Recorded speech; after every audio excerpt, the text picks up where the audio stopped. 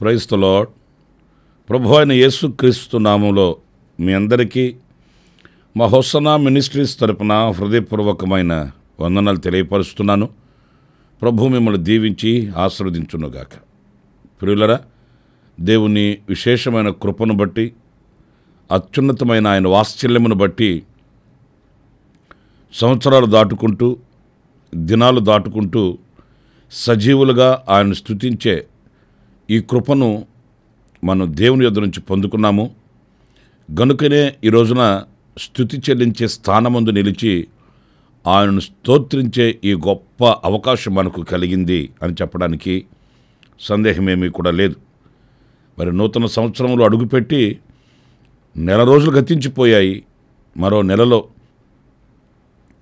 మనం ప్రవేశించాము. మరి ఇంత కృపను పొందుకొనిన తర్వాత ఏమని చెప్పగలము? లేఖనాల్లో మనం చదివినట్లు మరి ఇంత గొప్ప కృపను పొందుకొనిన తర్వాత మరి మేమేమని చెప్పగలము అని మనం చదువుతుంటాం కదా.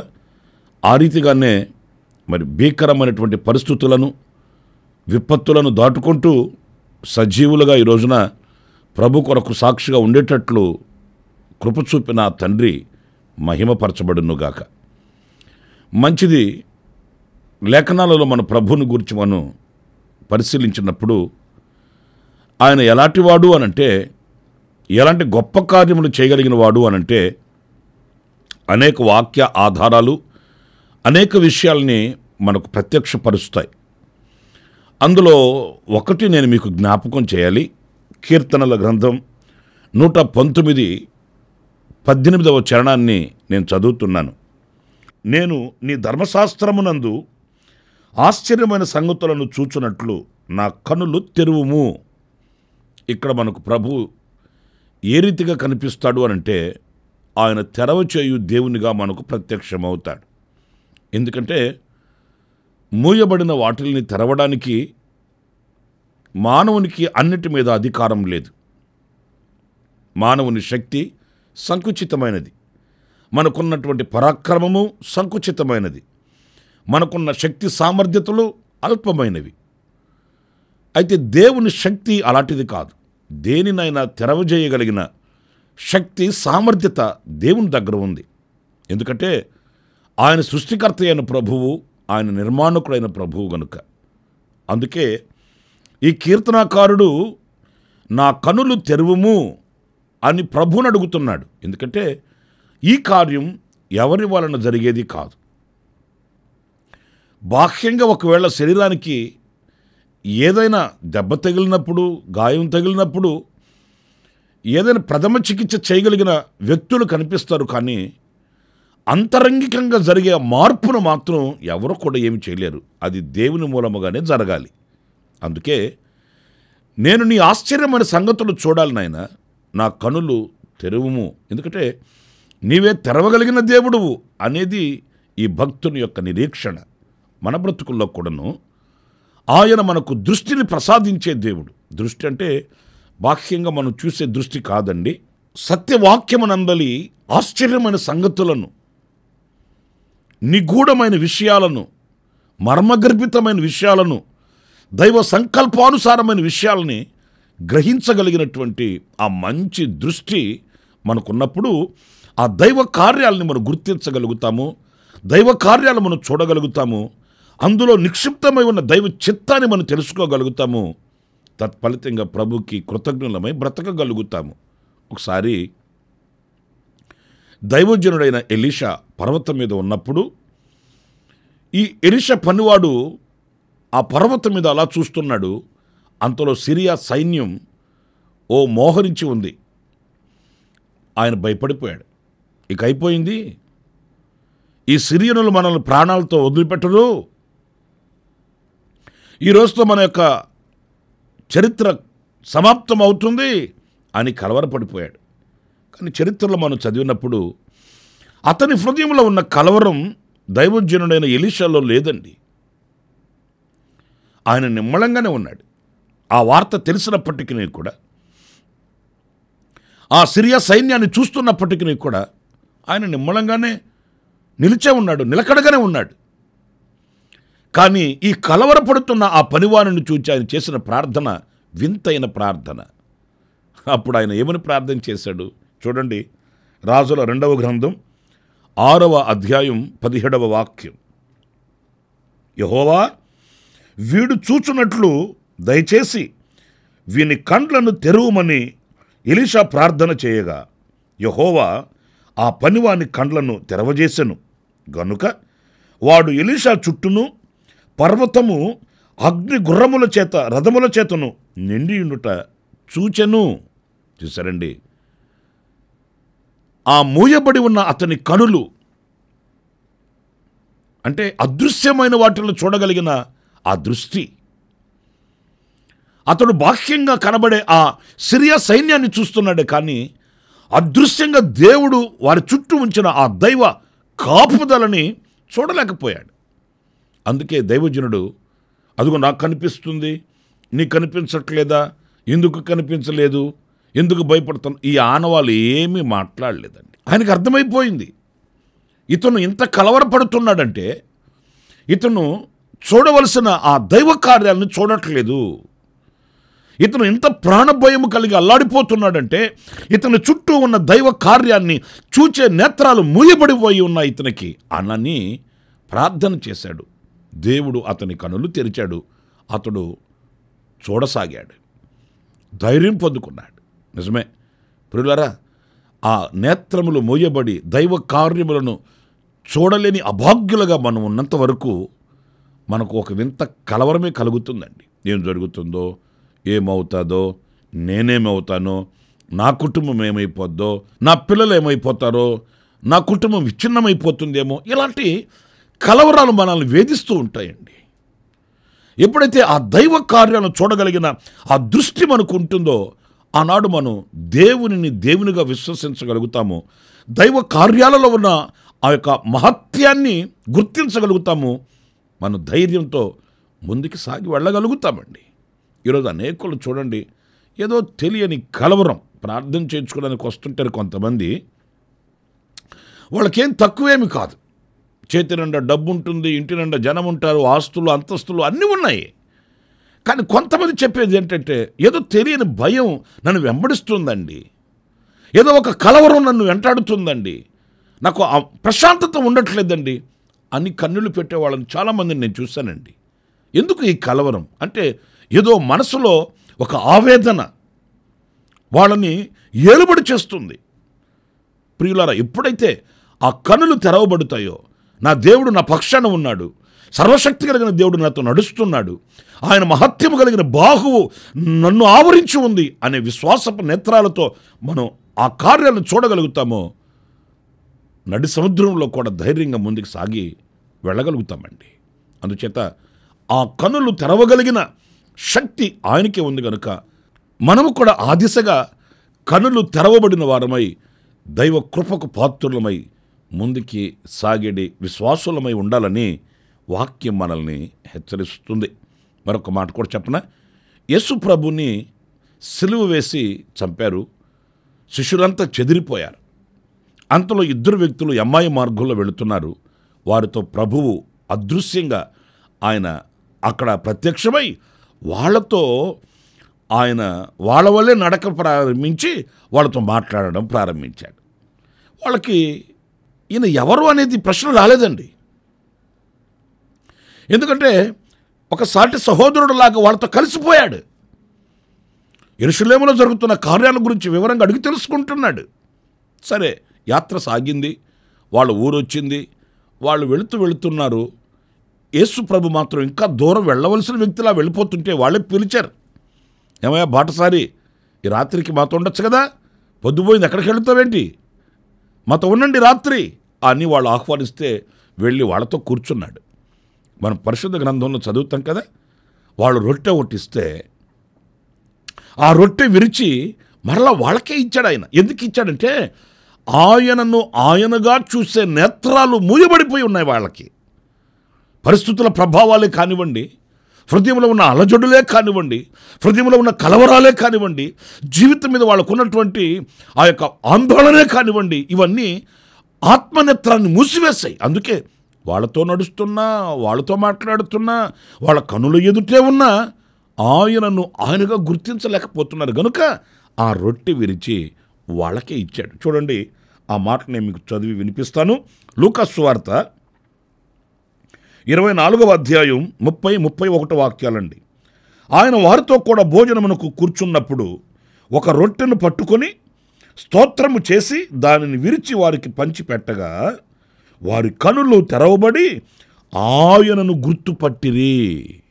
చూశారండి, కనులు తెరవబడిన తర్వాత ఆయనను గుర్తుపట్టిన అంటే అంతకుముందు కనులు మోయబడి ఉన్నాయి. నా ప్రియ దేవుని బిడ్డలారా, ఆయనను ఆయనగా ఆరాధించాలి, ఆయనను ఆయనగా స్తుతించాలి, ఆయనను ఆయనగా మహిమపరచాలి అని అనుకుంటే మన కనులు తెరవబడినవై ఉండాలి. అంటే గ్రహించగలిగిన నేత్రములుగా ఉండాలి. మన యొక్క మనోనేత్రము అది వెలిగించబడినదై ప్రకాశిస్తూ ఉన్నప్పుడు ఆయనను ఆయనగా గుర్తిస్తాము. లేకపోతే ఎలా ఉంటుందంటే యేసుప్రభు కూడా దేవుళ్ళలో ఒక దేవుడండి, మహనీయులలో ఒక మహనీయుడండి, ఇలాంటి వ్యర్థమైన అర్థం లేని మాటలు మాట్లాడవలసి వస్తుంది. కనుక ఆయన కనులు తెరవజేయువాడు అనేది ఈ వాక్యాలలో మనకు ప్రత్యక్షమవుతుంది. ఇకపోతే రెండవ విషయాన్ని కూడా నేను మీకు తెలియపరుస్తాను.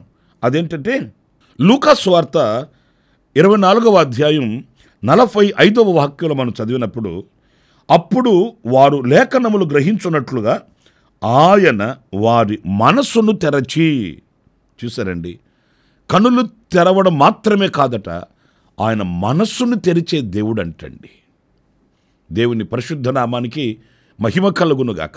నా ప్రియ సహోదరి సహోదరుడా, నీ మనసు ఎంత సంకుచితమై ఉన్నది, నీ మనసు ఎంత మూయబడి ఉన్నది, ఒక్కసారి ఈ వాక్యపు వెలుగులో సరిచూసుకుంటే నీ మనస్సుని మార్చగలిగిన, నీ మనస్సుని విశాలపరచగలిగిన, నీ మనస్సుని తెరవగలిగిన శక్తి గల దేవుడు ఒకే ఒక్కడు. ఆయన పేరే నజరేయుడైన యేసు. ఒకవేళ నీకు హితబోధ చేసేవాళ్ళు ఉండవచ్చు. బోధ చేసినంత మాత్రాన బోధపడుతుందా? మాటలు విన్నంత మాత్రాన మారు మనస్సు కలుగుతుందా?